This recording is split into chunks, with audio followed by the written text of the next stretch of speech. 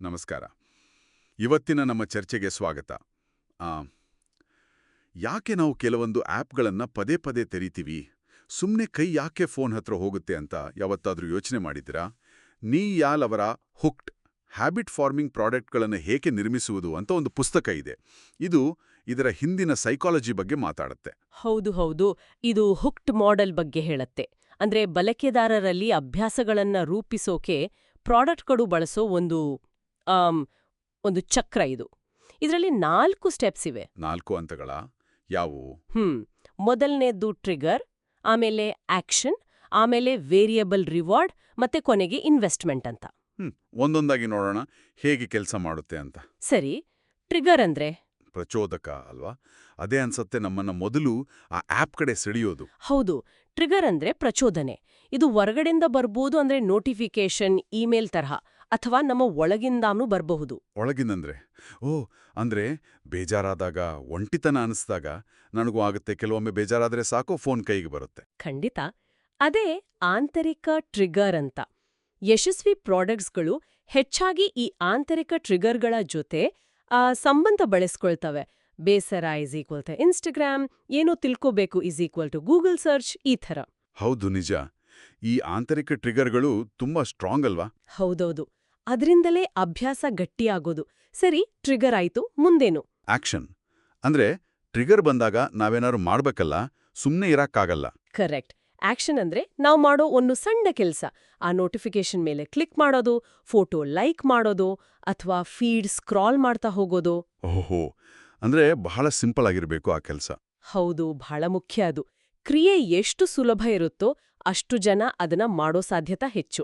Doctor BJ Fogg ಅವರ model ಪ್ರಕಾರ ಒಂದು ವರ್ತನೆ ಆಗ್ಬೇಕಂದ್ರೆ ಮೋಟಿವೇಶನ್ ಇರ್ಬೇಕು, ಸುಲಭವಾಗಿ ಮಾಡಕ್ಕಾಗ್ಬೇಕು, ಮತ್ತೆ ಒಂದು ಟ್ರಿಗರ್ ಇರ್ಬೇಕು. ಇವು 3 ಸೇರಿದಾಗ ಮಾತ್ರ ಆಕ್ಷನ್ ಆಗೋದು. ಸರಿ, ಅರ್ಥ ಆಯ್ತು. ಟ್ರಿಗರ್ ಬಂತು, ಅದಕ್ಕೆ ನಾವೊಂದು ಸುಲಭವಾದ ಆಕ್ಷನ್ ಮಾಡಿದ್ವಿ. ಆದ್ರೆ ಮತ್ತೆ ಮತ್ತೆ ಯಾಕೆ ಮಾಡ್ತೀವಿ? ಇಲ್ಲೇ ನೋಡಿ ಇಂಟ್ರೆಸ್ಟಿಂಗ್ ಪಾರ್ಟ್ ಬರೋದು. ಅದೇ ವೇರಿಯಬಲ್ ರಿವಾರ್ಡ್, ಅಂದ್ರೆ ಅನಿರೀಕ್ಷಿತ ಪ್ರತಿಫಲ. ವೇರಿಯಬಲ್ ರಿವಾರ್ಡ್ ಅಂದ್ರೆ ನಮ್ಮ ಮೆದುಳಿಗೆ ಇದೆಯಲ್ಲ, ಪ್ರತಿ ಸಲನೂ ಒಂದೇ ಥರ ರಿವಾರ್ಡ್ ಸಿಕ್ಕರೆ ಇಷ್ಟ ಆಗಲ್ಲ.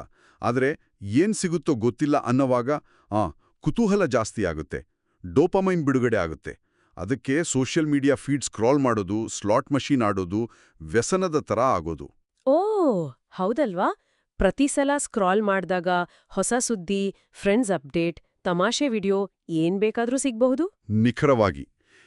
ಇದರಲ್ಲಿ 3 ತರಹದ ರಿವಾರ್ಡ್ ಹೇಳ್ತಾರೆ. ಒಂದು, ರಿವಾರ್ಡ್ಸ್ ಆಫ್ ದ ಟ್ರೈಬ್, ಅಂದ್ರೆ ಸಾಮಾಜಿಕ ಮನ್ನಣೆ, ಲೈಕ್ಸ್, ಕಾಮೆಂಟ್ಸ್. ಇನ್ನೊಂದು, ರಿವಾರ್ಡ್ಸ್ ಆಫ್ ದ ಹಂಟ್, ಅಂದ್ರೆ ಮಾಹಿತಿ ಹುಡುಕೋದು, ನ್ಯೂಸ್ ಫೀಡ್, ಡೀಲ್ಸ್. ಮೂರನೇದು, ರಿವಾರ್ಡ್ಸ್ ಆಫ್ ದ ಸೆಲ್ಫ್, ಅಂದ್ರೆ ವೈಯಕ್ತಿಕ ಸಾಧನೆ, ಗೇಮ್ ಲೆವೆಲ್ ಅಪ್ ಆಗೋದು, ಆ ಥರ. ಅಂದ್ರೆ ನಮಗ್ ಗೊತ್ತಿಲ್ದೇನೆ ಈ ಯಾವ್ದಾದ್ರೂ ಒಂದು ರಿವಾರ್ಡ್ ಸಿಗ್ತಾನೆ ಇರುತ್ತಾ? ಬಹುತೇಕವಾಗಿ ಹೌದು. ಸರಿ, ಈಗ ಈ ಚಕ್ರದ ಕೊನೆ ಹಂತಕ್ಕೆ ಬರೋಣ. ಅದು ಇನ್ವೆಸ್ಟ್ಮೆಂಟ್. ಇನ್ವೆಸ್ಟ್ಮೆಂಟ್ ಅಂದ್ರೆ ಹಣ ಹಾಕೋದಾ? ಹಣ ಮಾತ್ರ ಅಲ್ಲ, ಸಮಯ, ಶ್ರಮ, ನಾವು ಕೊಡುವ ಮಾಹಿತಿ, ಫೋಟೋ ಅಪ್ಲೋಡ್ ಮಾಡೋದು, ಪ್ರೊಫೈಲ್ ಕಂಪ್ಲೀಟ್ ಮಾಡೋದು, ಕನೆಕ್ಷನ್ಸ್ ಬೆಳೆಸೋದು, ಪ್ಲೇಲಿಸ್ಟ್ ಕಟ್ಟೋದು, ಇವೆಲ್ಲ ಇನ್ವೆಸ್ಟ್ಮೆಂಟ್ಗಳೇ. ಓಹೋ, ಹಾಗೆ. ಇದ್ರಿಂದ ಏನಾಗತ್ತೆ? ನಾವು ಯಾವುದ್ರಲ್ಲಾದ್ರೂ ನಮ್ಮ ಸಮಯ ಅಥವಾ ಶ್ರಮ ಹಾಕಿದ್ರೆ ಅದರ ಮೇಲೆ ನಮಗೆ ಒಂಥರ ಬದ್ಧತೆ ಜಾಸ್ತಿ ಆಗತ್ತೆ. ಐಕ್ಯ ಎಫೆಕ್ಟ್ ಅಂತಾರಲ್ಲ ಹಾಗೆ. ನಾವೇ ಕಟ್ಟಿದ್ದು ಅಂದ್ಮೇಲೆ ಅದಕ್ಕೆ ಬೆಲೆ ಜಾಸ್ತಿ. ಹೌದು. ಇನ್ನೊಂದು ಮುಖ್ಯವಾದ ವಿಷಯ ಅಂದ್ರೆ ಈ ಇನ್ವೆಸ್ಟ್ಮೆಂಟ್ ಮುಂದಿನ ಟ್ರಿಗರ್ ಅನ್ನು ಲೋಡ್ ಮಾಡುತ್ತೆ. ಉದಾಹರಣೆಗೆ, ನೀವು ಯಾರಿಗೋ ಮೆಸೇಜ್ ಕಳಿಸಿದ್ರೆ ಇನ್ವೆಸ್ಟ್ಮೆಂಟ್, ಅವರ ಉತ್ತರಕ್ಕಾಗಿ ಕಾಯೋದು ಒಂದು ಮುಂದಿನ ಟ್ರಿಗರ್ ಆಗತ್ತೆ. ಹೀಗೆ ಆ ಚಕ್ರ ತಿರುಗುತ್ತಲೇ ಇರುತ್ತೆ. ಇದು ಕೇಳೋಕೆ ಒಂಥರ ಪವರ್ಫುಲ್ ತಂತ್ರ ಅನ್ಸುತ್ತೆ. ಇದರ ಹಿಂದೆ ದೊಡ್ಡ ಸೈಕಾಲಜಿನೇ ಇದೆ. ಹೌದು, ನಿಜ.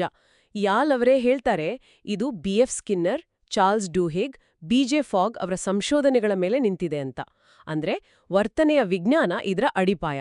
ಆದ್ರೆ ಒಂದ್ ನಿಮಿಷ, ಈ ತಂತ್ರಗಳನ್ನ ಬಳಸೋದ್ರಲ್ಲಿ ಒಂದು ಜವಾಬ್ದಾರಿನೂ ಇರ್ಬೇಕಲ್ವೇ? ಜನರನ್ನ ಹಿಡಿದಿಡೋ ಶಕ್ತಿ ಇದೆ ಅನ್ನ ಮಾತ್ರಕ್ಕೆ ಅದನ್ನ ಹೇಗ್ಬೇಕೋ ಹಾಗೆ ಬಳಸ್ಬೋದಾ? ಬಹಳ ಮುಖ್ಯವಾದ ಪ್ರಶ್ನೆ ಇದು. ಇಯಾಲ್ ಕೂಡ ಇದನ್ನ ಒತ್ತಿ ಹೇಳ್ತಾರೆ, ನೈತಿಕತೆ ಬಗ್ಗೆ ಮಾತಾಡ್ತಾರೆ. ಅವರು ಮ್ಯಾನಿಪುಲೇಷನ್ ಮೆಟ್ರಿಕ್ಸ್ ಅಂತ ಒಂದನ್ನ ಕೊಡ್ತಾರೆ. ಅದರಲ್ಲಿ ಪ್ರಾಡಕ್ಟ್ ಡಿಸೈನರ್ಸು ತಮ್ಮನ್ನ ತಾವೇ ಕೇಳ್ಕೋಬೇಕು, ಈ ಪ್ರಾಡಕ್ಟ್ ನಿಜವಾಗ್ಲೂ ಬಳಕೆದಾರರ ಜೀವನವನ್ನ ಉತ್ತಮಪಡಿಸುತ್ತಾ ಮತ್ತು ನಾನೇ ಇದನ್ನ ಖುಷಿಯಿಂದ ಬಳಸ್ತೀನಾ, ನನ್ನ ಮನೆಯವರಿಗೆ ರೆಕಮೆಂಡ್ ಮಾಡ್ತೀನಾ ಅಂತ. ಓ, ಅಂದ್ರೆ ಸುಮ್ನೆ ವ್ಯಸನ ಹೆಚ್ಚಿಸೋಕೆ ಇದನ್ನ ಬಳಸಬಾರ್ದು ಅಂತ. ಖಂಡಿತವಾಗಿ ಬಳಕೆದಾರರಿಗೆ ಸಹಾಯ ಮಾಡುವ, ಅವರ ಜೀವನ ಸುಧಾರಿಸುವ ಅಭ್ಯಾಸಗಳನ್ನ ರೂಪಿಸೋಕೆ ಇದನ್ನ ಬಳಸ್ಬೇಕು, ಅವರಿಗೆ ಹಾನಿ ಮಾಡೋಕಲ್ಲ. ಸರಿ. ಹಾಗಾದ್ರೆ ಒಟ್ಟಾರೆ ಈ ಚರ್ಚೆಯಿಂದ ನಾವು ಏನ್ ಕಲ್ತ್ವಿ ಅಂತ ಒಮ್ಮೆ ನೋಡೋದಾದ್ರೆ, ಅಭ್ಯಾಸಗಳನ್ನ ರೂಪಿಸೋದು ಈಗಿನ ಡಿಜಿಟಲ್ ಜಗತ್ತಲ್ಲಿ ಒಂದು ದೊಡ್ಡ ಅಡ್ವಾಂಟೇಜ್. ಹೌದು, ಆಂತರಿಕ ಟ್ರಿಗರ್ಗಳು ಬಹಳ ಶಕ್ತಿಯುತ. ಆಕ್ಷನ್ ಅನ್ನ ಆದಷ್ಟು ಸಿಂಪಲ್ ಮಾಡಬೇಕು. ವೇರಿಯಬಲ್ ರಿವಾರ್ಡ್ಸ್ ಅಂದ್ರೆ ಅನಿರೀಕ್ಷಿತ ಪ್ರತಿಫಲಗಳು ಜನರನ್ನು ಮತ್ತೆ ಮತ್ತೆ ಬರೋ ಹಾಗೆ ಮಾಡುತ್ತೆ. ಮತ್ತೆ ಬಳಕೆದಾರರು ಮಾಡುವ ಇನ್ವೆಸ್ಟ್ಮೆಂಟ್ ಅವರ ನಿಷ್ಠೆಯನ್ನು ಹೆಚ್ಚಿಸುತ್ತೆ. ಮತ್ತು ಎಲ್ಲಕ್ಕಿಂತ ಮುಖ್ಯವಾಗಿ ನೈತಿಕತೆ. ಹಾನಿ ಮಾಡದೆ ಸಹಾಯ ಮಾಡುವ ಹಾಗೆ ಉತ್ಪನ್ನಗಳನ್ನ ಡಿಸೈನ್ ಮಾಡಬೇಕು. ಒಟ್ಟಿನಲ್ಲಿ ಹುಕ್ಟ್ ಹೇಳೋದಿಷ್ಟೇ, ಬಳಕೆದಾರರ ನಿಜವಾದ ಅಗತ್ಯಗಳನ್ನ, ಅವರ ಆಂತರಿಕ ಪ್ರಚೋದಕಗಳನ್ನ ಅರ್ಥ ಮಾಡಿಕೊಂಡು ಅದಕ್ಕೆ ತಕ್ಕಂತೆ ಉತ್ಪನ್ನವನ್ನ ರೂಪಿಸಿದಾಗ ಅದು ತಾನಾಗೆ ಅಭ್ಯಾಸ ಆಗುತ್ತೆ. ಹೌದು. ಇಲ್ಲಿ ಒಂದು ಯೋಚನೆ ಮಾಡೋಣ. ಹೇಳಿ. ಈ ಹುಕ್ ಮಾಡೆಲ್ ತತ್ವಗಳನ್ನ ಕೇವಲ ಪ್ರಾಡಕ್ಟ್ಗಳಿಗೆ ಮಾತ್ರ ಯಾಕೆ ಸೀಮಿತಗೊಳಿಸಬೇಕು? ನಮ್ಮ ಸ್ವಂತ ಜೀವನದಲ್ಲಿ ಒಳ್ಳೆಯ ಅಭ್ಯಾಸಗಳನ್ನ, ಅಂದ್ರೆ ವ್ಯಾಯಾಮ ಮಾಡೋದು, ಓದೋದು, ಆರೋಗ್ಯಕರ ಊಟ ಮಾಡೋದು, ಇಂಥವನ್ನು ಬೆಳೆಸ್ಕೊಳ್ಳೋಕೆ ಇದನ್ನ ಬಳಸಬಹುದಲ್ವೇ? ಓಹೋ, ಹೌದಲ್ಲ. ನಮ್ಮದೇ ಟ್ರಿಗರ್ ಗುರುತಿಸಿ ಆಕ್ಷನ್ ಸುಲಭ ಮಾಡಿ ನಮಗೆ ನಾವು ಸಣ್ಣ ಅನಿರೀಕ್ಷಿತ ರಿವಾರ್ಡ್ ಕೊಟ್ಟು ಅದರಲ್ಲಿ ಇನ್ವೆಸ್ಟ್ ಮಾಡ್ತಾ ಹೋದ್ರೆ ಆ ಒಳ್ಳೆ ಅಭ್ಯಾಸ ಗಟ್ಟಿಯಾಗಬಹುದು ಅಲ್ವಾ? ಯೋಚಿಸಬೇಕಾದ ವಿಷಯ. ಬಹುಶಃ ಸಾಧ್ಯ ಇರಬಹುದು. ಖಂಡಿತ. ಇದು ಇವತ್ತಿನ ಚರ್ಚೆ. ಕೇಳುಗರು ಇದರ ಬಗ್ಗೆ ಯೋಚಿಸಬಹುದು.